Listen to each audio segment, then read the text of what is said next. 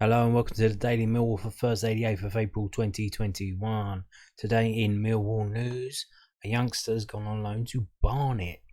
Sam Skeffington signs on loan from Millwall. This is from barnetfc.co.uk, Barnet's official website.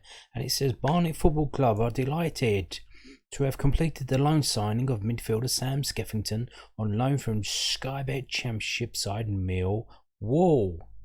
The 20-year-old central midfielder is considered to be one of the Lions' oldest young prospects and signed his first professional deal in the summer of 2019. Skeffington has been plying his trade in Millwall's under-23 side, meaning the loan move gives him a chance to gain first-team experience and show what he can do in a senior environment. The 5'8" South Londoner also featured within the Championship side's pre-season campaign in 2019-2020 and has both technical ability in possession as well as an eye for goal. He will be hoping to add quality to midfield areas and play a pivotal part in the remaining 12 games of the National League season.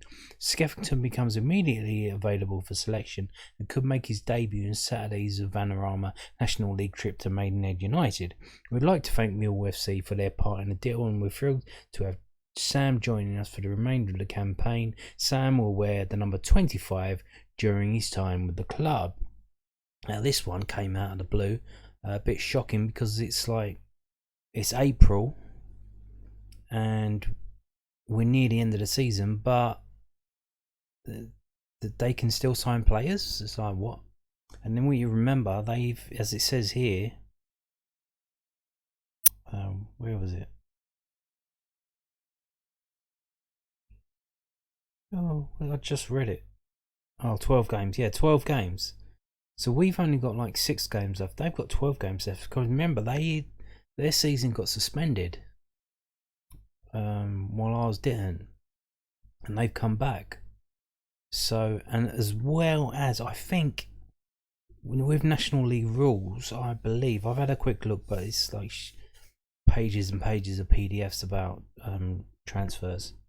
I believe that a youth loan can be undertaken at any time. I think there's no like deadline day thing. So, there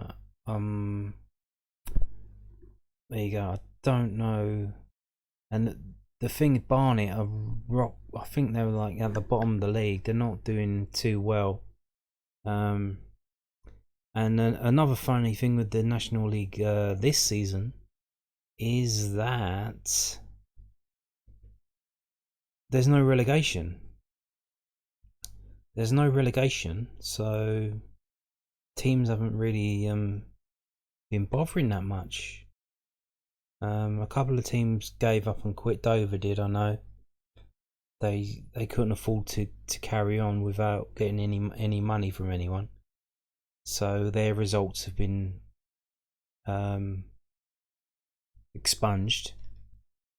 But there was a point. Well, if there's no relegation, are they getting relegated, or are they going to be allowed to start in the season next season, the same season? Plus, they've been given a points deduction. So I'm just looking at the table now. Barnet are rock bottom of the league in 22nd with 13 points. The team above them has 27 points, Kings Lynn Town. They have minus 50. Barnet have minus 50 goal difference, and Kings Lynn Town have minus 23 goal difference. So, but Barnet look to have given up as well. They're just going through the motion, and I suppose if Millwall, they thank Millwall FC at the bottom of the thing, I assume. That's because Millwall are paying for the wages to get the kid out playing. So just a Barnet have a player in their team. Maybe they've got rid of their players, or they're still furloughed. If they furlough a player they're paying wages to, I don't know if they're full-time or part-time professional. But if they got one of their players furloughed, and they bring in Sam with my player with the wages being paid by Millwall, then they save themselves a bit of money and they still put out a team on the pitch.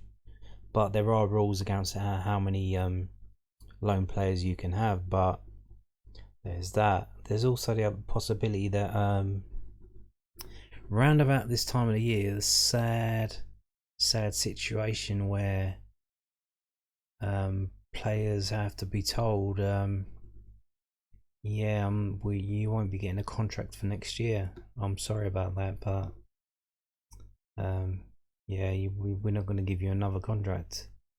So they do these exit loans where they loan the player out to a club where he will play in the Conference South. Usually for us, it's happened in the past, and the players get to play, and they can, if it's a team that wants to sign them, they can try them out. It's like a trial, month-long trial, 2-month-long trial, and or any other team that's watching can watch them and see how they do. So it might be one of them things. Anyway, good luck to Sam at Barnet. We'll see how he goes. I'll keep following, watching the videos. I'll tell you how he gets on, along with Isaac Olofi at Sutton United as well in the conference. Moving on now, this story from news@den.co.uk. When is a striker not a striker? Well, they're saying we may have found a new way of playing football in Millwall. The old days of the big man up front may be gone. Instead of playing anyone up front, we'll be playing two pacey players down the middle, because the role of, if you don't have a big man up front, you don't need your pacey wingers out on the wing, because they're not going to be crossing the ball into anyone, because that's not how football's played nowadays. So we may be going down the route of playing pacey dribbling players who are good at ball control, playing two of them down the middle, and then trying to get into it that way. And then obviously if they get fouled or they manage to get a corner, then we use the lanky centre backs, because we're playing three of them. So we should be playing three players who can head the ball, at least three centre backs who can head the ball at the back, playing them at centre back. So when we have a set piece, we should have at least three players who can come in as aerial threats up front. So, but anyway, let's have a read. It's a successful partnership of unconventional front duo could alter Mill's transfer plans. This is from news@den.co.uk. It says the success of the forward partnership of Jed Wallace and Mason Bennett could alter Mill's transfer plans this summer, according to Lions boss Gary Rowett. Wallace and Bennett started the season as midfield attackers and have played most of their football for the club on the wing, but injuries to central strikers resulted in Rowett pairing them together this year, and the results have been spectacular, with 9 goals between them in the league since January, the same as a combined total of strikers Matt Smith, Ken Zahor, Tom Bradshaw and Jean Daddy Bodvarsson all season. In the 6 games they have started as the front two in 2021, Wallace and Bennett have been directly involved, scoring or assisting in 7 goals. Rowett is prioritising strengthening Millwall's attack in the summer, as well as trying to add a goal-scoring midfielder. The Lions activated a 1-year extension in Bradshaw's contract this season, and Bodvarsson also has another year left on his deal. Rowett hasn't ruled out trying to sign Zahor permanently from West Brom, but his loan spell has been mixed. The 27-year-old has played in only 14 league games out of 36 since he joined from the Baggies, as he's been laid off with 2 injuries. Rowett admitted the impact of Wallace and Bennett has made in tandem could lead to a reassessment over summer plans for the attack. Yeah, possibly. It's interesting because Mason, early on after he arrived, I spoke about how he might be better down the middle, more effective, Rowett said.